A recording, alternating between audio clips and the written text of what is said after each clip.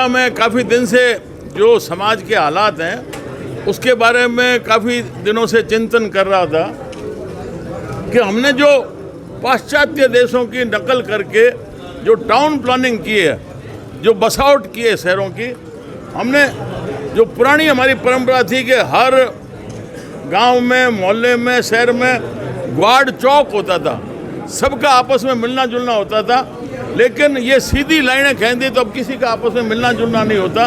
तो अब मिलना जुलना भी बंद हो गया। तो ये ज़रूरी है कि कोई भी बात हो, चाहे हिंदुस्तान पाकिस्तान की लड़ाई हो तो भी बैठ के बात होती है। तो यहाँ बात होने का कोई रास्ता ही नहीं है।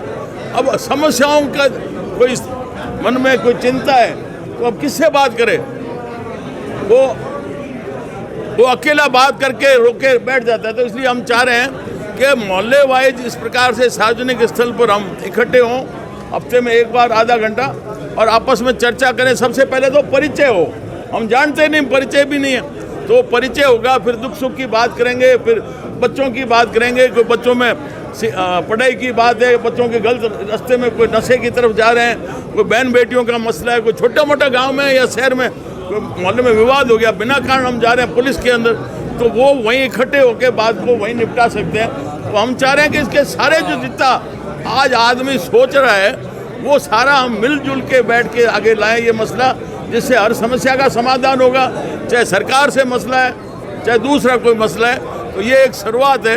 अभी हमने यहाँ शुरुआत की है, एक दो और यहाँ करेंगे, उसके बाद में धरणीधर महादेव के वहाँ भी चर्चा करेंगे, उसके बाद में लक्ष्मीनाथ जी के मंदिर में, नागनी जी, तो अलग अलग जिससे प्रचार प्रसार हो। आज बाहर से भी लोग काफ़ी आ गए, तो उनको भी आह्वान किया है कि आप भी अपने अपने गांव में कम से कम इकट्ठे हो, चर्चा करो। हमेशा दुनिया में जो क्रांति आती है, कोई नया रास्ता बनता है तो एक आदमी आगे होता है, भीड़ नहीं होती है, भीड़ तो बाद में आती है। तो ये शुरुआत करें, एक विचार दे रहे हैं, और इसमें किसी का स्वार्थ नहीं है, कोई राजनीति नहीं है भाई, सब मोहल्ले वाले, गाँव वाले कम से कम मिलो तो सही आपस में। तो ये एक शुरुआत होगी। तो मैं सोच रहा हूँ जैसे हमने शस्त्र शास्त्र का चालू कर रखा है वहाँ 2021 से, अब लोगों को 17 अध्याय कंठस्थ हो गए गीता के, और वहाँ मार्शल आर्ट भी सीख गए, लाठी चलाना भी सीख रहे हैं। तो रास्ता बढ़ाने से बनता है, वो एक शुरुआत है। उसके बाद में निश्चित तौर पर लोग जुड़ेंगे, क्योंकि इसी में स्वार्थ नहीं है। और आज अकेले में बैठ के वो रो रहे हैं कि हमारी कोई सुनने वाला नहीं है, पर इकट्ठे होंगे तो उनकी बात के ऊपर वजन आ जाएगा, निश्चित तौर पर उनकी रास्ता बनेगा। ये जो राजनीति है ना, ये तो अब एक स्वार्थ की राजनीति होगी कि मुझे कुर्सी मिलेगी तो मैं प्रयास करूं, टिकट लाऊं और मैं राज में आ जाऊं। भाई आपकी सारी जिम्मेवारी, आप सामाजिक जीव हो, तो राजनीति में तो सारी बातें आ जाती है। लोग आपस में लड़ रहे हैं, उनको आप एक की सिफारिश कर देते हो, लड़वाते हो। ये क्यों नहीं करते कि इनको साथ बैठा के मामले वहीं निपटाओ? तो इसलिए ये जो राजनीति है आज तो भटक रही है, मैं उसको सही नहीं मानता। आपकी सामाजिक जिम्मेवारी भी है, ये कौन करेगा?